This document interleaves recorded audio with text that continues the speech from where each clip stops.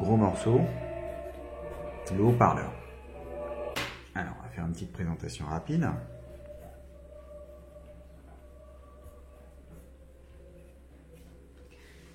Donc le haut-parleur, c'est quelque chose qui existe depuis maintenant presque une centaine d'années, peut-être même plus, qui a débuté quasiment en même temps que l'électricité, parce qu'on s'est rendu compte que transmettre le son, ça pouvait être intéressant à distance, et ça a été assez rapidement développé.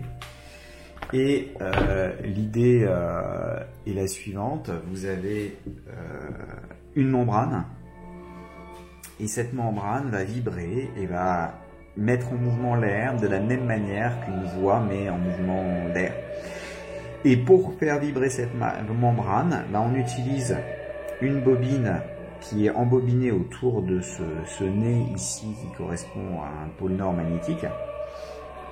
Et autour, vous avez un champ qui part en étoile, parce que tout autour vous avez le pôle sud magnétique lors de cet aimant, et le fait d'avoir ce champ, si vous avez un courant qui circule ici, donc là par exemple à cet endroit-là, le champ magnétique qui est là, vous avez une force de Laplace qui va avoir tendance à pousser ou à tirer votre bobine qui est ici enroulée et qui peut se déplacer le long de ce nez, et ces déplacements induisent le déplacement de la membrane, et on va essayer de voir comment est-ce qu'on peut représenter ça. Alors, vous voyez que ici j'ai une symétrie cylindrique de rotation cylindrique, et si je fais une coupe pouf au milieu de mon haut-parleur, j'ai cette forme en E caractéristique avec le nez avec le pôle nord, et puis à l'extérieur, la partie pôle sud, qui va être comme ça, avec la membrane qui est dessus, et puis vous avez votre circuit électrique qui est relié à cette bobine, elle-même reliée à la membrane, qui peut se déplacer. Et cette membrane va être reliée au bâti ici, par quelque chose qui va du coup introduire un certain frottement là-dedans. Et en vue de face, vous voyez le nez ici, et les parties extérieures, le pôle sud, là, comme ça. Vous avez le champ magnétique qui part de manière radiale, et vous avez le courant électrique, la bobine qui est autour de ce nez, donc qui fait comme ça, et donc en vue de face, ça fait ça, votre bobine qui va avoir tendance à se déplacer du fait du courant I et du champ magnétique qui va être perpendiculaire, et donc ça va être une force dans l'axe de votre cylindre de révolution. On va faire un petit dessin. Je vais essayer de reproduire ce petit dessin. Donc, on fait une vue de profil et une vue de face. Donc, la vue de profil, c'est la vue en E, comme ça, avec le nez au centre. Il faut vraiment imaginer la symétrie de révolution. Et autour du nez, vous mettez votre bobine dont le courant va rentrer d'une certaine manière. Donc là par exemple il s'enroule dans ce sens-là. Cette bobine est accrochée à la membrane, et la membrane elle va être accrochée ici par une sorte de petit ressort. Ça sera en tout cas équivalent à une ressorce, et puis en fait à l'élasticité, la membrane elle est collée sur le côté, et puis c'est le fait de vibrer qui va vous ramener, on ne peut pas l'emmener trop loin, parce que sinon l'élasticité du matériau vous ramène dans cette direction-là. Donc votre bobine est mobile et se déplace par rapport à ce pôle nord magnétique, et là vous avez du sud, et vous avez le champ magnétique qui va partir au travers, et qui va avoir tendance à traverser. Il sort du nord, il va vers le sud, et donc il part dans des directions opposées, en haut et en bas, mais ça tombe bien parce que comme le courant est dans des directions opposées, ça nous donnera une force de Laplace qui va dans le même sens. Si on fait une vue de face, donc vous avez le fameux nez qui se retrouve ici, et puis vous avez le reste qui est là.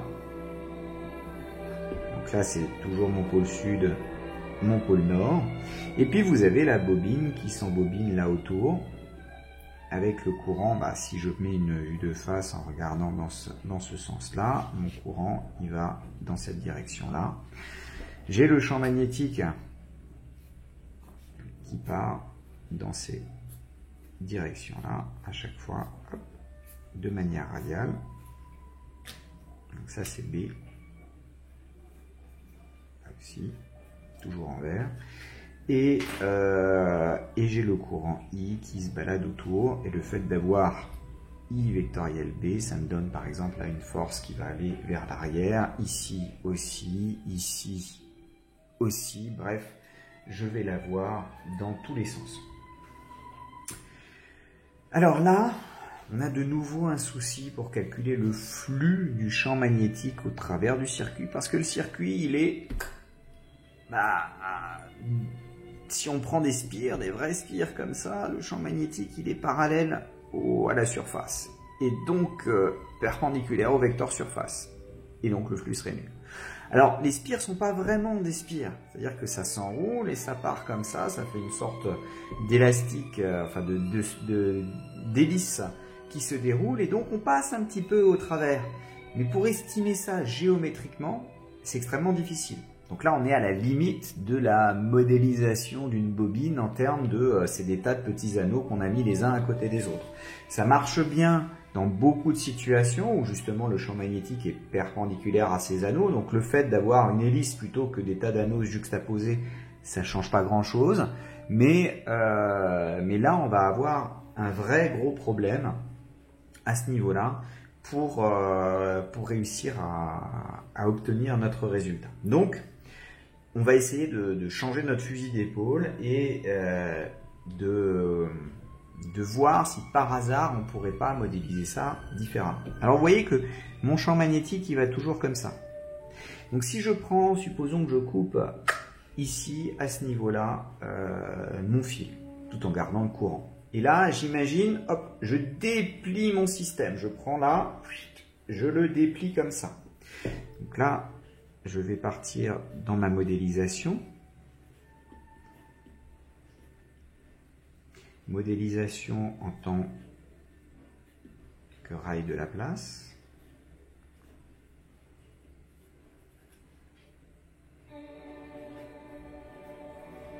Alors rail avec S parce qu'il y en a deux des rails généralement. Donc si je prends ma modélisation en tant que rail de Laplace, donc reprenons ça, je me place ici et je me dis je vais essayer de couper ici et je prends de chaque côté mon pôle nord, mon pôle sud et je le redresse. Donc je me retrouve avec une situation où j'ai le pôle sud qui est au-dessus, le pôle nord qui est en dessous, qui a été ouvert, et mon fil qui lui va se retrouver étalé comme ça aussi. Et le courant I, il va dans ce sens-là. Et je me retrouve donc avec un champ B qui est comme ça, va du nord au sud, avec un fil qui se balade. Donc ça c'est en vue, j'ai pris la vue de face. Si maintenant je refais ma vue de profil ou un tout petit peu en 3D, donc ça c'est nouveau la face ouverte, donc vue de face de la situation ouverte. Et si je fais la vue de profil,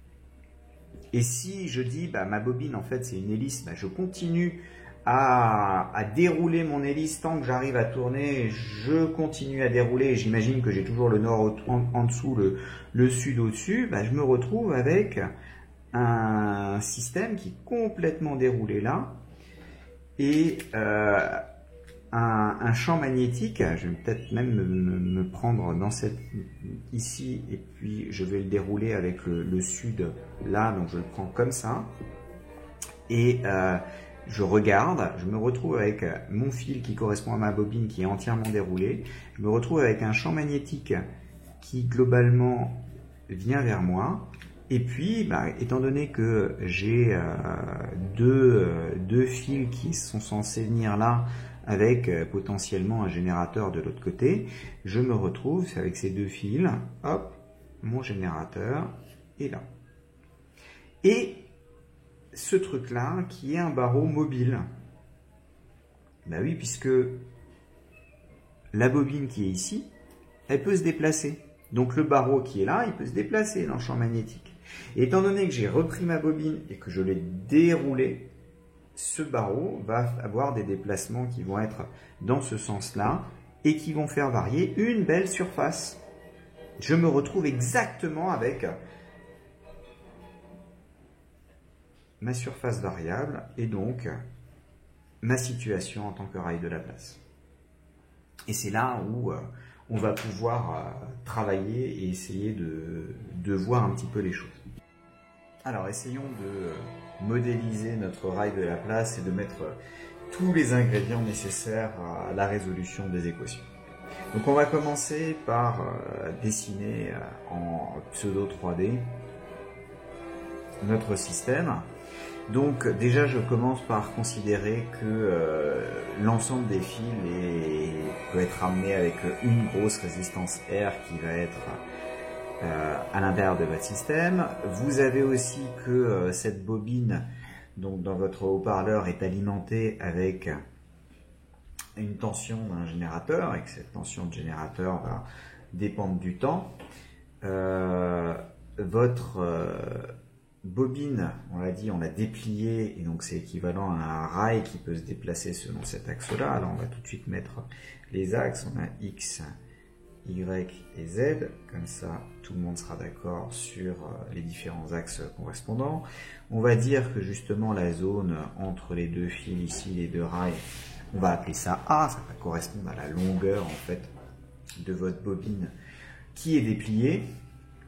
Votre générateur qui est là fait circuler un certain courant qui va dépendre du temps et puis il y aura aussi les termes induits qui vont se rajouter là-dedans. Ce courant quand il arrive là, il est dans cette direction et donc étant donné que vous avez le champ magnétique qui monte comme ça,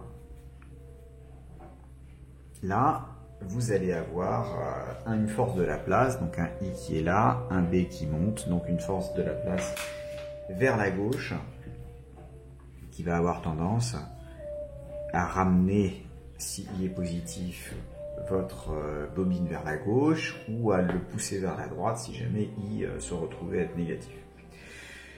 Bon, alors pour modéliser correctement notre système, il faut se souvenir que notre bobine, elle est accrochée. Je vous rappelle, j'avais fait le petit dessin ici. Donc au niveau de la membrane, si vous poussez de trop, la membrane elle ne va pas pouvoir se détacher entièrement de cette zone-là, ni si vous tirez de trop, elle va s'opposer à cette volonté de partir dans un sens ou dans l'autre, et on va représenter ça par un ressort. Et on va mettre une sorte de point limite ici et on va définir la position Y par rapport à ça, de sorte que la tension T de votre ressort qui est ici, ce soit égal à moins KY selon EY. Donc on a une tension de ressort qui, quand vous dépassez ici, a tendance à vous tirer, mais quand vous allez trop vers la partie interne de votre aimant, va avoir tendance à vous repousser parce que si cette partie-là part trop à gauche, celle-ci qui ne peut pas bouger parce qu'elle est scotchée à l'aimant, va avoir tendance à la retirer, à la rappeler vers elle. Donc on a bien l'existence d'une force de rappel dans notre système. Alors, est-ce que j'ai mis toutes les choses intéressantes? Oui, alors sauf une qui vont être les frottements. Alors, on me dirait, mais généralement, c'est le premier truc qu'on fait sauter dans les modélisations, on les prend que en seconde intention. Alors c'est vrai, mais ici, ils vont être importants. Pourquoi? Parce que les frottements vont représenter des pertes d'énergie dans votre système. Et ces pertes d'énergie correspondent en fait à ce que vous arrivez à transmettre à l'extérieur. Or, le but d'un haut-parleur, c'est de transmettre du son. Et pour transmettre du son, il faut bien avoir une manière de pousser l'air qui est ici. Si vous poussez l'air et vous transmettez une énergie de type sonore, bah, le fait de pousser l'air, c'est que vous déplacez dans l'air, et donc forcément, ça ne peut se faire qu'au travers des frottements. S'il n'y a pas de frottement, bah, il n'y a rien à pousser, et donc il n'y a pas d'onde sonore. Si vous mettez un haut-parleur dans le vide intersidéral, je peux vous assurer que vous n'entendrez rien, parce que dans le vide, on ne vous entend pas crier.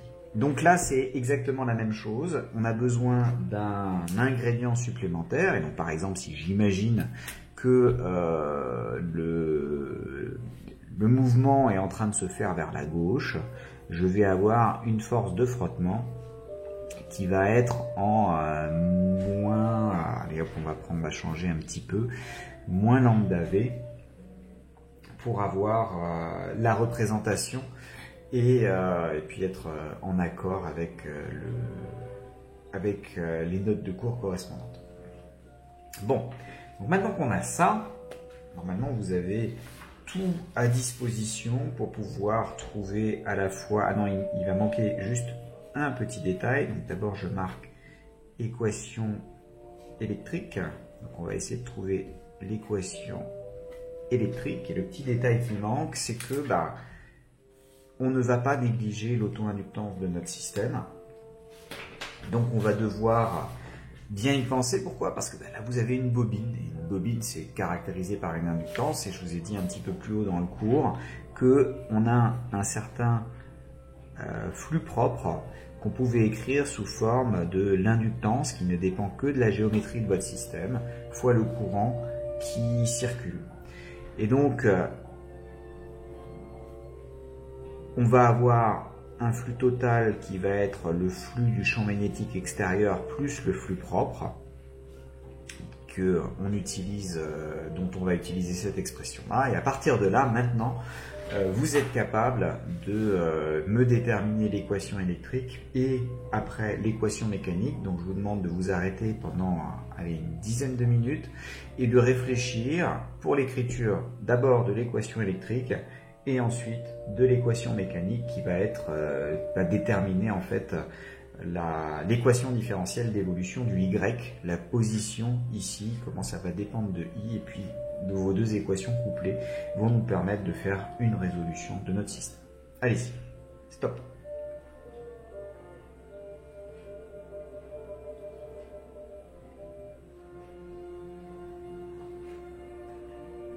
Voilà, et avec ce merveilleux concerto pour clarinette de Mozart, on peut essayer de commencer à regarder cette équation électrique. Alors, pour le trouver, il me faut calculer phi x. Et phi x, par définition, ici, puisque le champ est uniforme, ça sera B scalaire le vecteur surface. Alors, le vecteur surface, donc le B, il est vers le haut, donc ça va être du B EZ, ça, il n'y a pas de souci. Scalaire, le vecteur surface. Alors, le vecteur surface, il y a déjà une première surface qui va être là, qui ne bougera pas, qu'on appelle S0, et puis une surface qui se rajoute, qui vaut longueur fois largeur, donc A fois Y. Vous voyez que j'ai bien un plus, j'ai fait mon dessin avec un Y positif, donc je vois bien ça là. Mais si jamais Y est négatif, j'ajoute un truc négatif, donc j'aurai quelque chose de légèrement plus petit que S0, ce qui sera totalement cohérent. La question c'est, quelle est l'orientation? Parce que vous n'êtes pas sans avoir remarqué que j'ai imposé le sens du courant, pour être cohérent avec mon générateur, pour avoir une convention générateur. Mais à partir du moment où je fais ça, j'oriente mon circuit, et donc, quand je tourne, j'utilise la règle de la main droite, j'ai que le vecteur S, il est en train de descendre comme ça en dessous de votre circuit, et donc il va être dirigé selon moins EZ. EZ scalaire moins EZ, il y a un moins qui se balade, donc j'ai du moins B S0 plus AY. Donc ça c'est mon flux extérieur. Le flux total, donc si je le réécris, c'est la somme du flux extérieur, moins B S0 plus AY, plus le flux propre qui s'écrit LI. J'utilise mon cher Faraday. Et le cher Faraday, qu'est-ce qu'il nous dit? Il nous dit que la force électromotrice induite, c'est moins la dérivée du flux par rapport au temps. Bon, moins par moins, ça fait plus, tiens, c'est pas du tout voulu ça. Donc moins par moins, ça fait plus. S0, il reste constant, donc il ne bouge pas. Donc j'ai juste la dérivée de AY. Donc je me retrouve avec du BA dy sur dt pour cette partie-là. Et moins la dérivée de ce truc-là, donc c'est moins L, il est constant, je peux le sortir de la dérivée. Donc je me retrouve avec du moins L dy sur dt. Donc j'ai une tension induite, une force électromotrice induite qui va dépendre de la vitesse de déplacement, c'est déjà ce qu'on avait observé jusqu'à présent à chaque fois qu'on utilisait la loi de Faraday, et de la dérivée aussi du courant. Bon, alors, qu'est-ce qui va se passer à présent? Il faut que je fasse mon circuit équivalent. Alors, dans le circuit équivalent, il est déjà quasiment apparent. Mon circuit équivalent, il est là, donc je fais simplement une vue du dessus. J'ai ma résistance R, j'ai la force électromotrice qui est due à, le générateur externe. J'ai le courant qui se balade, qui est défini comme ça. J'ai mon barreau et je dois rajouter là-dedans, dans le circuit, la force électromotrice induite dans le même sens que le courant pour faire plaisir à Faraday, et donc je me retrouve à ça. Alors vous pouvez vous poser la question, pourquoi j'ai pas une bobine qui apparaît là-dedans? En fait, la bobine, elle est là, elle fait partie du caractère inductif. Et ça va être équivalent, vous allez voir, à toujours mon générateur externe, toujours ma résistance. Sauf que ici, je vais avoir juste le terme, je peux écrire juste le terme en BA dy sur dt. Et là, j'ai ma petite bobine, L. Vous allez voir qu'on obtient exactement ça. Alors, je vais raisonner sur ce bout-là, ça c'est en remarque, mais on va obtenir ça. Qu'est-ce qui va se passer? Si je fais ma loi d'émail, j'ai EG plus E induit qui est égal à RI, puisque de nouveau c'est la tension par là, convention récepteur, tout va bien, il est de l'autre côté. Et si je l'écris, ça me fait du EG plus BA dy sur dt moins LDI sur dt qui est égal à RI. Donc, EG plus BA dy sur dt est égal à RI plus LDI sur dt. Et là, c'est exactement ce que j'ai là. EG plus BA dy sur dt, c'est mon générateur global qui va me donner la tension aux bornes de la résistance RI, la tension aux bornes de cette bobine parfaite, LDI sur dt. Il vient de là, votre LDI sur dt. Donc, quand vous êtes en induction, il faut faire un choix quand vous faites votre circuit équivalent. Si vous devez prendre en compte l'inductance de votre circuit, soit vous vous dites, ça y est, je mets le flux propre, tel qu'on va le définir dans le prochain chapitre, et je le rajoute au flux total et j'utilise Faraday sur le flux total. Enfin, je le rajoute au flux extérieur pour avoir le flux total et j'utilise Faraday sur le flux total. Soit vous vous dites, finalement, je regarde juste le truc extérieur et avoir la bobine, ça rajoute une bobine dans mon circuit électrique. C'est deux manières de faire qui sont totalement équivalentes. Mais par contre, ce qu'il ne faut pas faire, c'est faire les deux à la fois, c'est-à-dire mettre le flux propre et compter la bobine, parce que sinon vous allez la compter deux fois.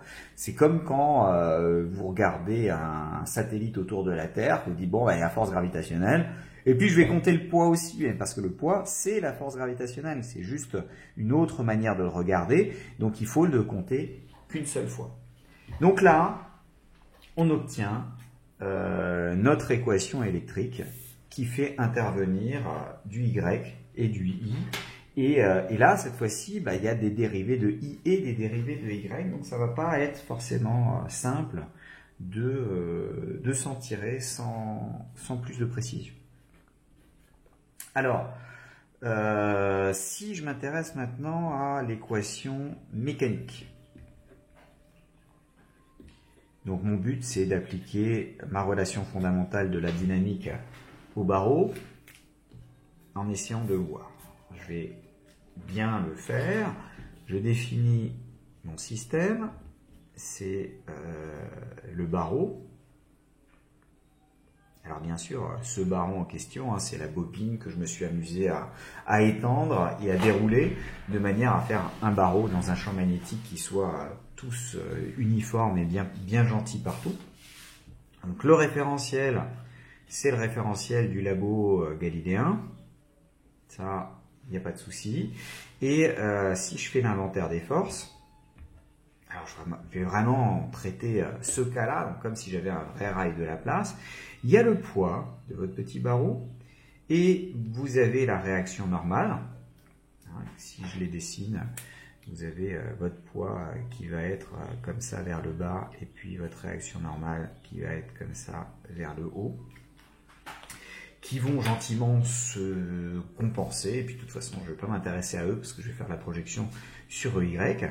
Mais il y a surtout tous les autres, c'est-à-dire que vous avez la force de rappel du ressort, donc votre T dont j'ai choisi le Y tel qu'il s'écrive moins KY EY. Vous avez la force de Laplace. La force de Laplace, si je regarde, comme c'est dans ce sens-là, vous voyez qu'avec un I positif, je vais avoir I fois la longueur A fois B, donc du I à B en norme, mais il va être selon moins EY, donc je vais avoir du moins I à B EY. J'ai bien un truc selon moins Y quand I est positif. Si jamais I est négatif, bah dans l'autre sens, à ce moment-là, ça pousse vers la droite, et moins un truc négatif, c'est positif, tout va bien. Donc vous avez la force de Laplace, et vous avez les frottements de l'air qui vont me modéliser l'interaction avec l'atmosphère et donc avec les ondes sonores, et qu'on va noter F qui s'écrit moins lambda fois la vitesse. Et cette vitesse, elle est selon EY seulement, donc j'ai moins lambda dy sur dt selon EY. Bon, donc j'applique la loi de la quantité de mouvement à mon barreau. Donc je vais pouvoir prendre la somme des forces et puis la résultante de chacune des forces sur EY. On pourrait dire la RFD, hein, quasiment ponctuel votre barreau, pas tout à fait. Donc techniquement c'est la loi de la quantité de mouvement. Et selon EY, elle me dit quoi? Elle me dit que m fois l'accélération selon y, donc d de y sur dt2, c'est égal à la somme des forces. Et dans ces forces, vous avez la réaction du ressort, vous avez le poids et Rn qui se projette à 0, vous avez la force de Laplace, moins IAB, et vous avez la force de frottement en moins lambda dy sur dt. Et voilà, ça c'est votre équation mécanique. Pas la peine d'aller plus loin, j'ai mon système d'équations couplées qui apparaît. Bon. Alors, faisons un bilan énergétique de l'affaire.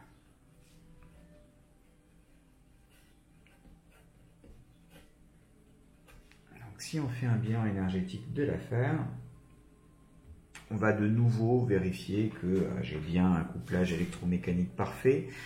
On s'y attendait, hein, c'est un rail de Laplace, donc ça reste à chaque fois la même expression. Donc, si on regarde la puissance qui est due aux forces de Laplace, elle s'écrit, la force de Laplace scalaire la vitesse, donc ça s'écrit moins I à B EY scalaire dy sur dt selon Y. Donc là, ça me donne le premier terme. Et si je regarde la puissance électrique qui est due à la force électromotrice extérieure, donc due aux variations du champ magnétique, donc je vais prendre juste le E induit externe fois I, et ce E induit externe, c'était la variation du phi externe, et donc ça me donnait du BA dy sur dt. C'est-à-dire que pour avoir le couplage électromécanique, il faut bien voir qui travaille avec qui. Donc le BA dy sur dt multiplié par I. Et on voit que cette puissance en question, c'est bien l'opposé de la puissance des forces de Laplace correspondantes. Donc, on a bien que la puissance des forces de la place, plus la puissance de la force électromotrice extérieure, qui est due aux modifications du circuit plongé dans le champ extérieur, cette somme, elle est bien égale à 0.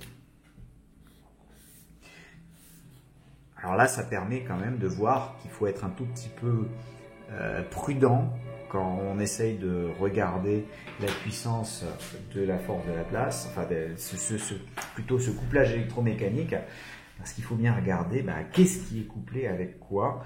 Je ne prends pas toutes les forces de ce côté-là, et de la même manière, je ne prends pas toutes les forces électromotrices qui peuvent exister dans notre circuit de l'autre côté.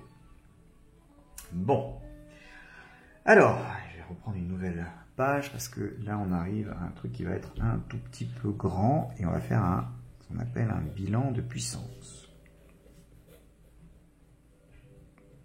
pour essayer de faire apparaître une interprétation énergétique des équations précédentes. Alors déjà, si on prend l'équation électrique et que on la multiplie par I. L'équation électrique, elle était là. Alors je vais la réécrire légèrement différemment. Donc l'équation électrique s'écrit EG égale moins BA dy sur dt plus RI plus LDI sur dt. Et je veux multiplier ça par I. Donc je multiplie à droite, je multiplie à gauche.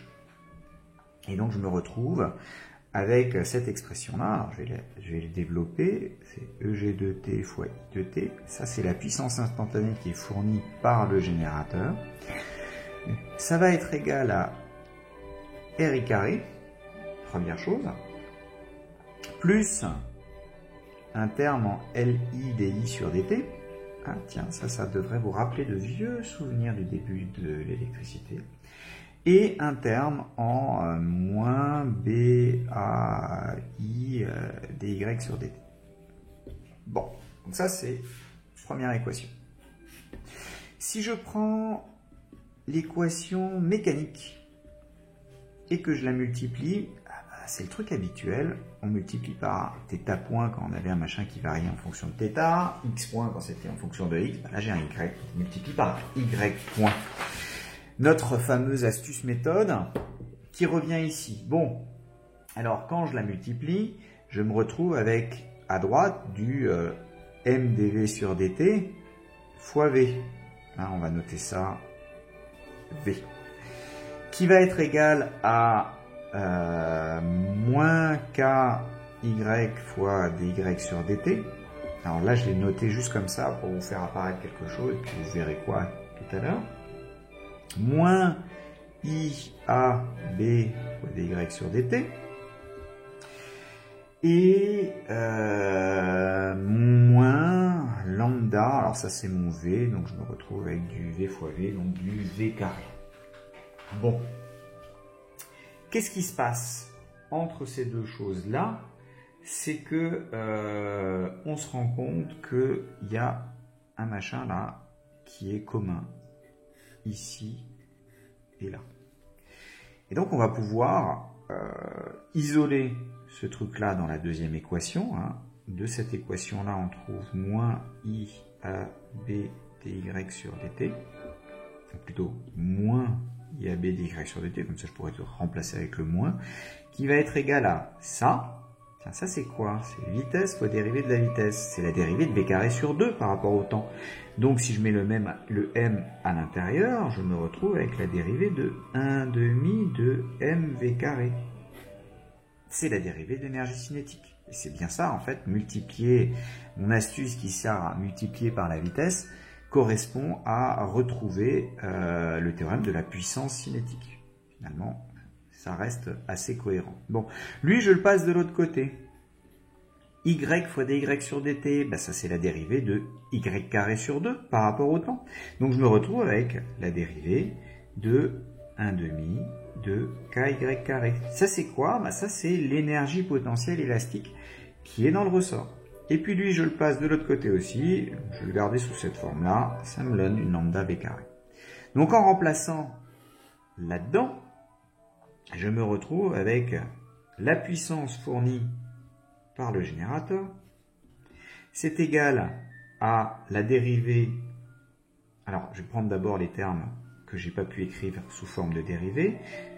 C'est égal à la puissance dissipée par effet Joule, plus un terme en lambda V carré qu'on pourra interpréter par la puissance dissipée par les frottements au niveau de la membrane, plus la dérivée d'un terme supplémentaire, parce que le LI dI sur dt qui est là, de nouveau, c'est la dérivée par rapport au temps de I carré sur 2. C'est toujours la même forme. Hein, que je change la lettre, ça change absolument rien mathématiquement.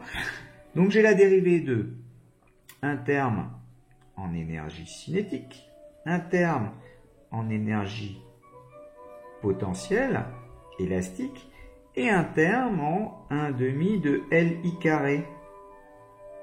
Et ça c'est quoi? Oui, exactement, ça c'est l'énergie qui est électrique, enfin l'énergie magnétique qui est stockée dans la bobine pour mon système.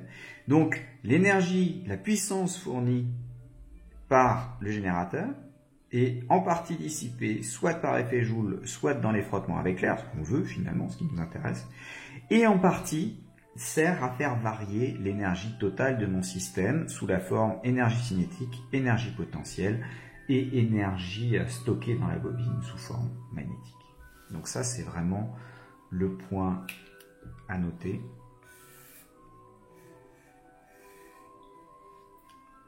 Vous avez que la puissance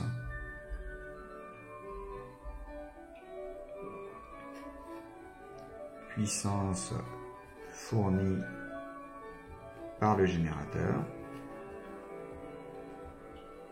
puissance électrique, hein, telle qu'on l'avait définie, sert à dissiper, enfin va être en partie dissipé par effet Joule,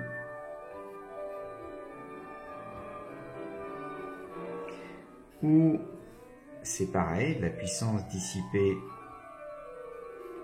dans les frottements, et là vous avez l'énergie, ça sert aussi à faire varier l'énergie cinétique, l'énergie potentielle élastique, liée au ressort qu'on a mis dans notre modélisation, et l'énergie magnétique stockée dans la bobine. Vous vous souvenez de cette démonstration du 1,5 de LI carré qu'on avait fait au début de l'année, qui vous avait mis complètement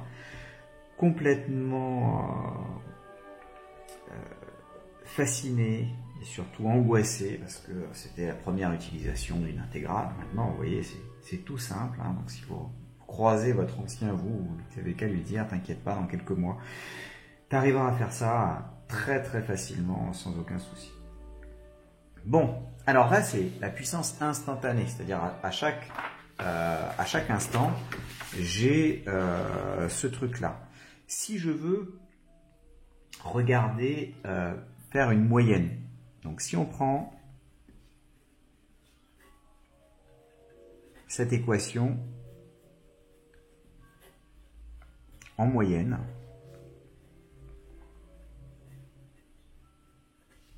pour un signal qui va être sinusoïdal. Si c'est sinusoïdal, ça veut dire que ça se reproduit au cours du temps, et puis vous avez votre membrane qui n'arrête pas de faire toujours les mêmes chemins, donc qui passe par les mêmes vitesses, les mêmes valeurs de Y, les mêmes valeurs de I, tout au fond. Quand je passe à la valeur moyenne, je me retrouve avec la valeur moyenne de EG fois I, donc de la puissance électrique, la valeur moyenne du RI carré, la valeur moyenne du lambda V carré. Étant donné que ce truc-là, il est toujours positif et ce truc-là, il est toujours positif, ben, en moyenne, Si vous additionnez que des trucs positifs, vous obtiendrez jamais 0. Donc ça s'annulera pas. En revanche, la valeur moyenne de la dérivée d'une certaine fonction périodique du temps, f c'est une fonction périodique du temps,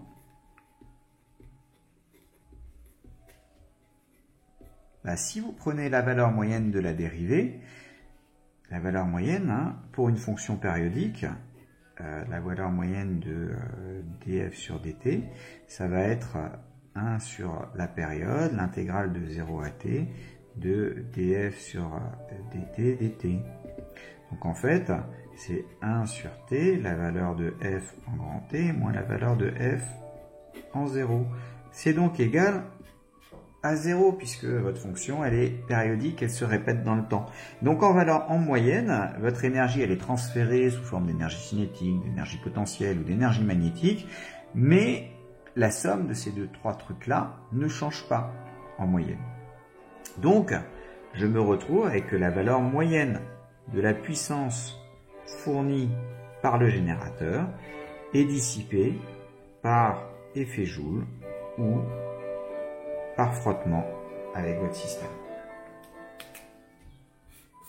Ça c'est important, donc on va le noter en toutes lettres.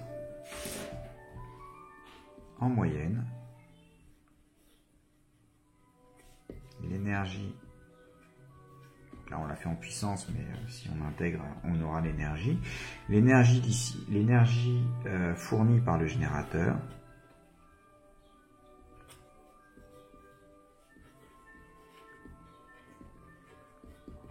est dissipée par effet Joule pour partie, ou transmise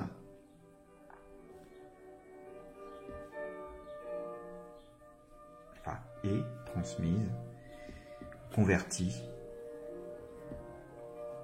en énergie sonore, ce qui est finalement le but de votre haut-parleur, c'est d'obtenir cette histoire d'énergie sonore. Allez, dernier point et on en a fini avec ce chapitre. La notion d'impédance motionnelle. Donc si on se place dans le cas du régime sinusoïdal forcé,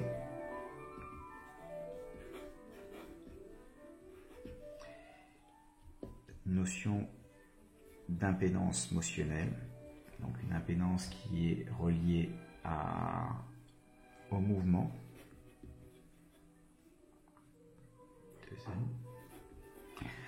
Donc pour l'impédance motionnelle,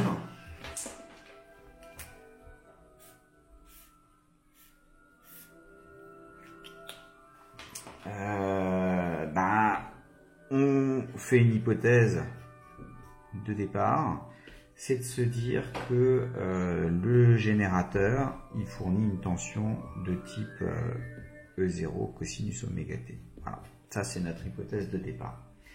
Et là, il va falloir passer en complexe. Donc je vais vous laisser de nouveau réfléchir 2-3 minutes, essayer de faire le calcul, parce qu'il n'y a rien de plus formateur d'essayer de faire ce calcul. Passer les deux équations, l'équation électrique et l'équation mécanique, en complexe. On va prendre les variables, EG complexe, ça va être du E0 exponentielle j oméga t, donc ça, il n'y a pas de problème. Et puis on va prendre les variables I et V. On va faire sur V, ce sera un petit peu plus clair au niveau de l'interprétation. Donc essayez de me faire les calculs, n'allez pas trop loin dans les simplifications, notamment pour les fractions à étage, laissez-les telles quelles et regardez ce que ça va donner et essayez de traduire ça en impédance pour voir l'aspect électrique d'un côté et l'aspect mécanique de l'autre côté.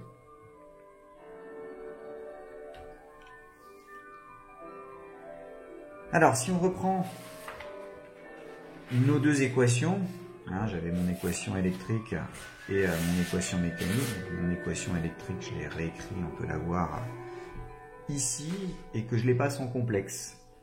Si je la passe en complexe, ça me fait que EG complexe, c'est égal à moins BAV complexe plus RI complexe, et LDI sur DT, c'est JL oméga fois I. Donc je me retrouve avec R plus JL oméga fois I. Bon, et bien mon but, c'est de trouver une impédance, de trouver la tension, c'est quelque chose fois le courant. Et pour ça, je vais avoir besoin de l'équation mécanique. Donc au niveau de l'équation mécanique, je l'ai encore là-haut, un peu difficile de tout avoir sur le même endroit. Donc c'est à cet endroit-là, ça va s'écrire m j oméga v, puisque la dérivée, l'accélération, c'est la dérivée de la vitesse. Alors y, c'est l'intégrale, donc en fait c'est v divisé par j oméga, donc j'ai du moins k v sur j oméga, et c'est là où je vous ai dit il faut le garder sous cette forme-là, moins i à b moins lambda v. Donc je me retrouve avec cette expression-là. Je vais faire passer tous les v à gauche. Donc j'ai v, facteur de... alors, je l'ai mis dans quel ordre? Je vais commencer par lambda. Lambda plus mj oméga plus k sur j oméga, qui est égal à moins i à b. Et donc ça me permet d'exprimer v en fonction uniquement de i, m'en débarrasser à cet endroit-là. Donc le v en question, il va s'écrire moins i à b, moins ab, on va dire, divisé par lambda plus mj oméga plus k sur j oméga fois i. Donc on remplace dans l'équation électrique, qui ici, vous voyez que j'ai un moins et un autre moins, ça va me faire un plus. Et donc je vais avoir un EG complexe qui va avoir un terme en R plus JL oméga, facteur de I. Et le I va se retrouver aussi en facteur là, donc plus BA au carré, vous voyez que ça ne dépend pas du signe de B, là encore, divisé par ce fameux lambda plus mj oméga plus k sur j oméga, et tout ça c'est facteur de I. Et ça, c'est du type EG égale, on va appeler ça Zm fois I.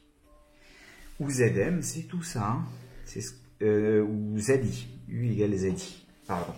Et justement, on va le couper en deux bouts. On va dire qu'il y a une partie d'impédance purement électrique et il y a une partie d'impédance motionnelle, d'impédance mécanique. Et cette partie d'impédance mécanique, c'est justement le bout qui est ici. Là, j'ai mon Zm. Et ça, c'est le Z électrique, résistance plus bobine. Donc ça, c'est pas trop étonnant qu'on retrouve, hein, c'était nos ingrédients de base dans notre équation. Alors, au niveau de l'impédance motionnelle, j'aimerais faire une interprétation. Donc plutôt que de regarder le Z, on va plutôt regarder le Y. Donc je me recopie juste mon Z motionnel. Ça va être BA au carré sur lambda plus mj oméga plus k sur j oméga. On voit toutes les origines là-dedans. Le lambda, c'est les frottements, les dissipations d'énergie. Le mj oméga, c'est l'inertie. Et le k sur j oméga, ça va être la force de rappel. Là, regardez voir si je prends l'inverse, le ym, c'est Zm puissance moins 1, c'est l'inverse de Zm. Et vous voyez que ça va gentiment se sommer. J'ai du lambda sur BA carré, plus J oméga facteur de M sur BA carré, plus 1 sur J oméga, multiplié par, donc si je mets le truc en dessous, je vais avoir BA carré, toujours, divisé par K. J'ai une somme d'impédance, une somme d'admittance, et ces admittances, je peux dire que c'est l'admittance d'une certaine résistance. Là, j'ai l'admittance d'une certaine bobine notionnelle, et là, j'ai l'admittance d'un certain condensateur, puisque l'admittance d'un condensateur, c'est JC oméga, il est sympathique, et là, j'ai l'admittance qui sera en bobine en 1 sur JL oméga. Donc, on va pouvoir dire que mon système est équivalent à avoir une certaine résistance, alors d'abord j'ai dit il y a le condensateur, un certain condensateur, et une certaine bobine, donc CM et LM, où justement cette résistance, c'est l'inverse de ça, donc ça s'écrit BA carré sur lambda. Le condensateur, c'est ce qui est en facteur, donc c'est M sur BA carré, et le L va être 1 sur JL oméga, donc le L c'est BA carré divisé par K. Vous voyez que le ressort, cette fois-ci, joue le rôle de la bobine, l'inertie joue le rôle du condensateur, et puis les frottements jouent le rôle de la résistance qui va me dissiper de l'énergie. Donc mon système complet, je pourrais le redessiner en disant, ben voilà, j'ai un générateur sinusoïdal, je le plonge, je le branche sur une résistance et sur une bobine, qui sont effectivement la résistance de mon circuit électrique et la bobine qui est dans son circuit et qui va être parcourue par le fameux courant et bouger dans le champ magnétique. Et l'aspect mécanique, les forces de Laplace sont entièrement équivalents dans mon circuit électrique à rajouter une résistance, une capacité et une bobine qui sont tous les trois en parallèle. Et ça, c'est ma fameuse impédance notionnelle qui arrive ici. Alors vous voyez que le calcul est un tout petit peu longué, il ne faut pas se perdre, mais si vous avez un exercice qui parle de ça, et si vous avez un exercice sur le haut-parleur, c'est sûr qu'il parlera de ça, il suffit de bien structurer et de se souvenir où est-ce qu'on veut aller et qu'est-ce qu'on veut faire apparaître. L'idée, c'est toujours de faire disparaître la vitesse pour avoir uniquement le courant et donc écrire U égale ZI avec le Z qui a cette expression-là. Alors je l'encours pas parce qu'il ne faut pas l'apprendre par cœur, mais il faut savoir d'où est-ce que ça sort et surtout il faut savoir que vous allez pouvoir le représenter comme un système avec en parallèle, comme ça un RLC parallèle qui sera équivalent à l'aspect mécanique en fait des fluctuations et des modifications qui jouent aussi sur votre circuit électrique. Donc là j'ai oublié l'aspect mécanique, je peux représenter mon aspect mécanique avec un circuit purement électrique et je peux repartir dans mes considérations gentiment électriques.